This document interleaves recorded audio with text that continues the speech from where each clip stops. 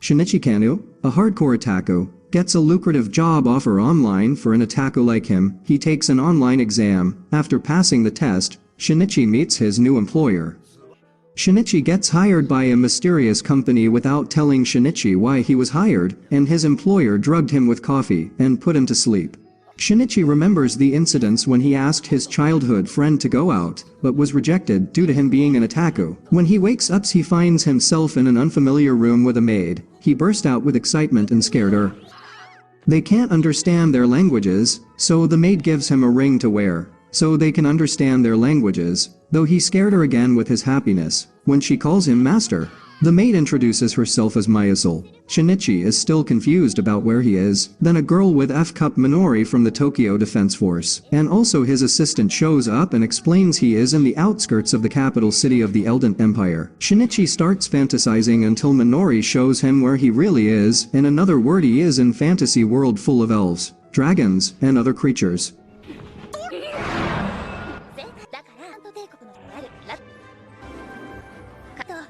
Shinichi is thrilled to finally live out his dreams of being a hero in a fantasy world, but the man who hired him arrives to explain the situation. His name is Matoba, works directly under the Japanese government. He explains to him that 1 year ago, while exploring the mountains, they found a dimension hole, which leads them to this world, and to avoid the conflict between the two worlds, they decided to make an alliance. So he appointed Shinichi as cultural ambassador, to promote Japanese otaku culture in this world. Shinichi tries to refuse, but has no choice. Later, when Myucel brings tea for him, he finds out that she is a half-elf, and people of this world discriminate against them. But he is fond of her ears, and tells her don't have to worry. He also learns that she can't read and write, so he decides to teach her. The next day, Minori accompanies Shinichi to the Supreme Ruler's castle, to introduce him to the Supreme Ruler of the Eldant Empire. After arriving at the castle, they meet with Eldant's ruler, and as Shinichi sees her face, his habit takes over him, and he loudly calls her little girls in front of everyone. The act earns him a punch from her on his face. Matoba somehow manages to deal with the situation, and saved him from execution. Minori explains to him that her name is Petralka, along with her advisor Zakir, and Knight Commander Garius, also her cousin. When Garius objects to the idea of spreading otaku culture in his world and calls it poison, Shinichi stood up and calls him stupid in front of everyone. Shinichi's unusual behavior draws the attention of Petralka, and she allows him to do his work as a cultural ambassador. Later that night, when Shinichi goes to get drinking water, he finds Myucel is studying alone.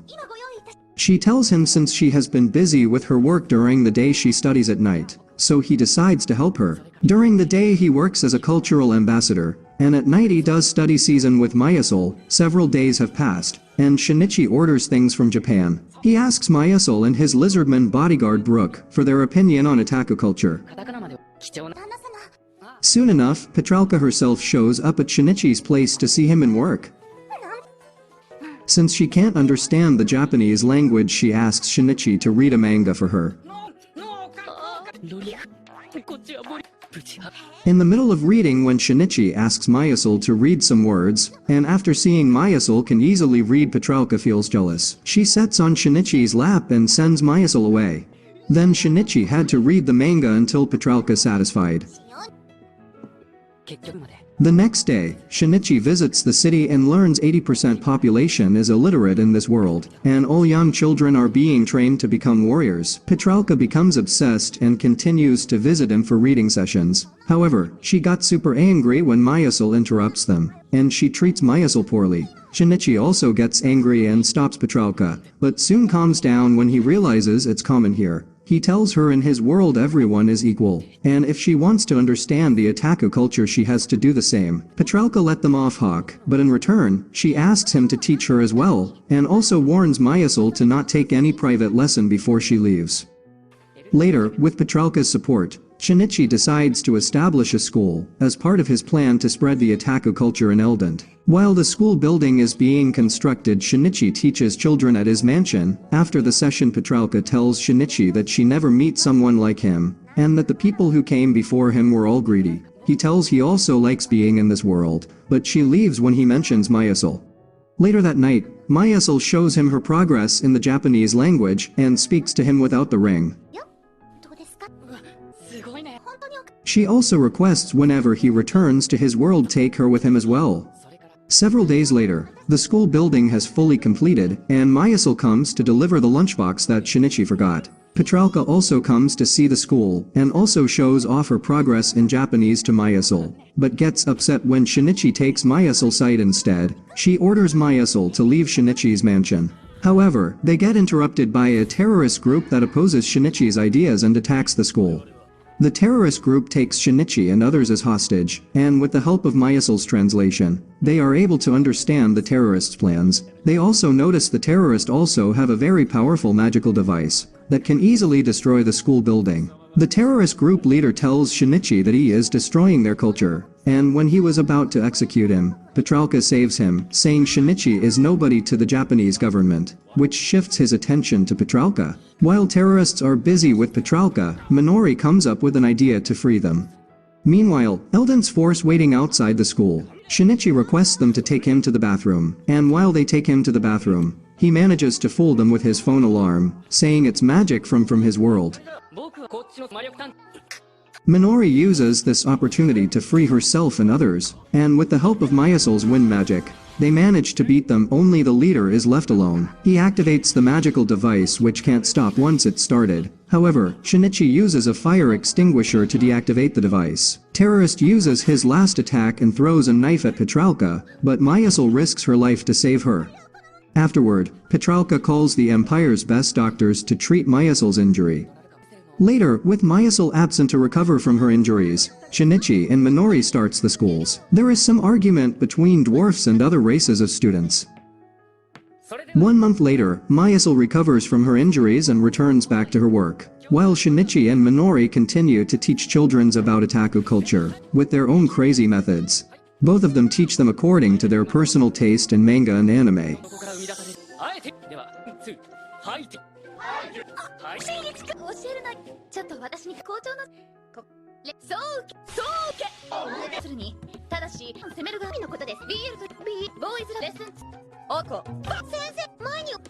One day after school, while returning home, Minori detects the signal of someone outside their mansion. They find a werewolf girl painting outside the mansion, and as usual, Shinichi gets excited to see her. Her name is Urbia, and she claims herself a wandering artist. He is astonished by her drawings. However, Minori suspects her of being a spy from a neighboring kingdom, and hands her over to the knight. The next day, Shinichi meets Petralka, and asks her about Urbia. Garius tells if she is a spy she will be punished according to Eldant's laws, but Shinichi objects, and says he needs her for his work due to her talent in drawing. When no one agrees, he decides to prove her innocence. He then asks her some questions about herself, and by her answers, she exposes herself as being a spy every time she asked. Shinichi revealed his true intentions and why he wants to keep her. It's not only because of her talent in art, it's because she is a werewolf woman. Minori also makes the situation complex by claiming he is interested in the boy too. He comes up with an idea to save Urbia by telling everyone that they don't have to execute her, instead they give her false information. He manages to convince them, and Petralka allows him to keep her. Urbia moves to Shinichi's manor, and starts working as an artist for him. Shinichi continues to live his normal life, spreading otaku culture by teaching children at school, and relaxing at his mansion. However, after some time has passed, Urbia starts displaying some strange behavior toward him.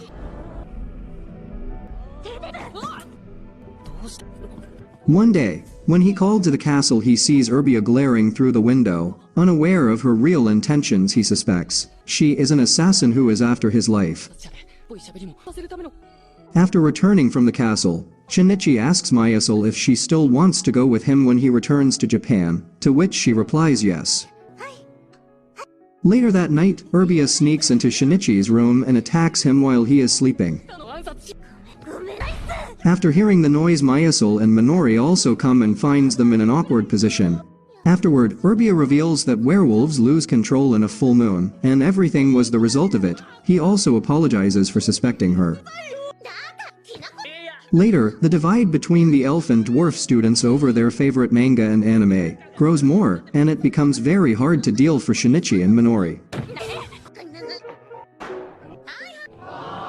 Goods from Japan that Shinichi ordered have arrived, and along with the items there is a golden ball, a limited item that Minori ordered from her favorite anime. Urbia snatches the golden ball from her and runs away. Minori also goes after her and decides to shoot her with gun. While her fellow soldiers restrain Minori, Myucel uses her magic to stop Urbia. Urbia explains that she can't help due to its round shape like a moon. Minori then gives the ball to Urbia. Seeing Urbia playing, Shinichi thinks of an idea. He asks Petralka's permission to organize a friendly soccer match between elf and dwarf. They tell students about the match in a week, and the prize, they show them soccer-related anime and manga to prepare them for the match. After 1 week, all the preparation has completed, and Petralka also come to watch the match.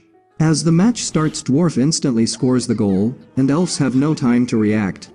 With their strong physical abilities, dwarf easily dominate the first half of the game, and elves are helpless without their magic. Amnia's score 50-0. Before the second half, Minori requests Shinichi to let elves use their magic. As the second half begins, elves are allowed to use their magic, and they start to fight back in the game. Elves continue to score goals, and it does not take long for it to become a vicious battle between them. Match ground becomes a battlefield, everything is destroyed, and the match ended with a draw at the final score of 90-90. Since the match was a draw, the prize give to both sides, and the divide remains the same between them. Later, Shinichi is upset because the things he ordered got mixed up with fake ones. He asks Matoba to let him return to buy himself. Shinichi tells Myucel he going to Japan, though he asked Matoba to let her with him. Matoba told him that the people from this world can't live on Earth. The next day, JSDF soldiers come to pick him up. They drugged him and take him back. Shinichi wakes up in his old room in the Japan. As he opens one of his bags, he is surprised to find Myucel inside it, and soon realizes that Matoba tricked him. He then asks her if she wants to go shopping with him. Myucel is excited for the first time visiting the modern city. Shinichi and Myucel spend the rest of the day sightseeing and experiencing the vibrant culture of Tokyo. Myucel is in awe of the bustling city, and Shinichi enjoys showing her around. Later in his room, Shinichi feels nervous because it's the first time he is alone with a girl. He then goes to buy some undergarments for her. On his way back, he is excited to spend a night with a girl. But by the time he returns, she had slept. While she is sleeping, he tries to take advantage of her, but somehow manages to calm his desire. Shinichi returns to another world and soon realizes he didn't buy anything that he went for, while Myucel shows everyone what she learned in Japan. Later, Petralka feels bored with all the responsibilities piled upon her. The next day, Darius calls Shinichi to the castle because Petralka shut herself in her room, refusing to leave. Shinichi describes it's a typical case of a shut-in where people don't want to do anything. As he is an expert in such cases, they leave this in his hand. Petralka lets Shinichi enter in her room. Petralka tells him that she feds up with her responsibilities and will become a shut-in just like she read in manga. Determined to help Petralka, Shinichi comes up with a plan to show her the life he used to have as a shut-in in Japan, starting with the room set up where everything is within their reach, so they can grab anything without moving that much and relax when needed, with all the ups and downs that come from it as well. Later that night, when she asks him why he became the shut-in first place, to which he replies it all started when he was rejected by his childhood friend, so he was unable to face his school friend and even his parents, and before he knew it, he became a shut-in. Petralka feels guilty for her action. The next morning, Petralka decides to return back to her work, and as she opens the door, Darius and Zack are waiting outside.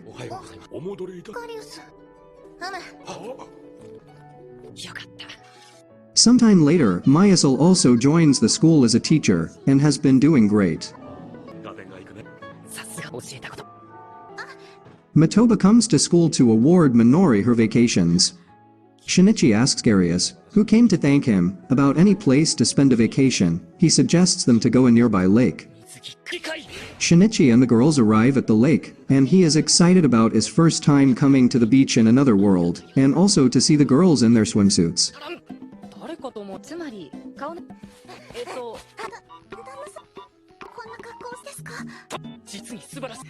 Meanwhile, Petralka is busy with her work. She orders her empire's all great minds to select a swimsuit for her.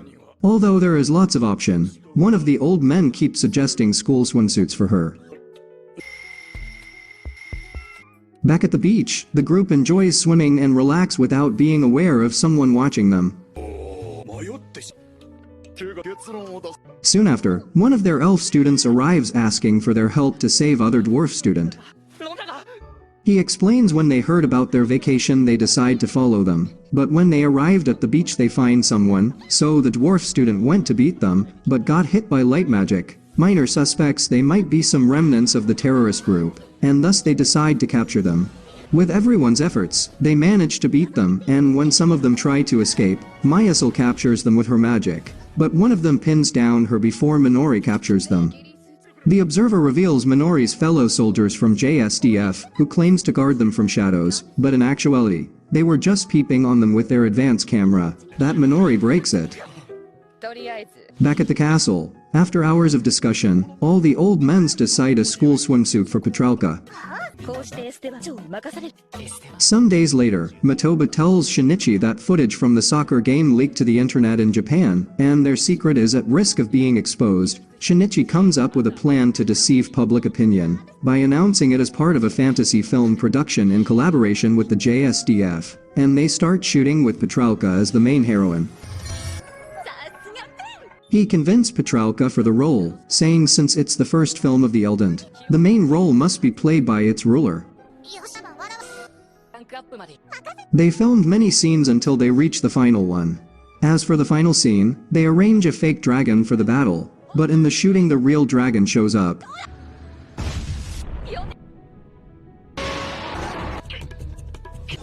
The reason a real dragon shows up it's that Minori using body spray. And Petralka thinks everything is special effect. However, JSDF forces manage to repel the dragon with their modern weaponry. Afterward, Petralka tells Shinichi that she never enjoyed this much her life, and as thanks for making her life interesting, she gives him a kiss on his cheek before she returns to her work. A few days later, the films publicly premiere in Eldant, and everyone comes to watch the film. Petralka praises others for their role, but when Petralka's part comes and as she feels embarrassed, she orders them to stop. However, with JSDF's support and advertising they manage to convince people in Japan. Shinichi's efforts to spread the otaku culture in Eldant are bearing fruit. The people are becoming more interested in otaku culture. Matoba tells him that the film plan was a success, and the government also praises him. One of his student Edward, who translates the light novel, also writes his own light novel. Shinichi notices the things he ordered from Japan are coming less and less, when there is a shortage of products from Japan, leading to various conflicts among the people in Eldant.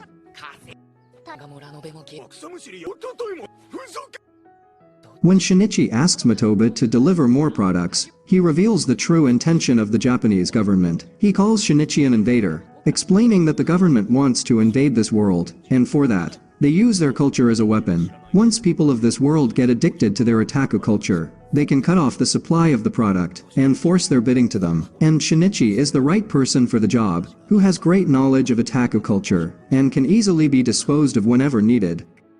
Later, Minori tells Shinichi that the government is after this world's natural resources. On that night, after having dinner, feeling horrible for deceiving the people of Eldant, Shinichi tells Myucel that he is an invader in this world, and shouldn't be here with them.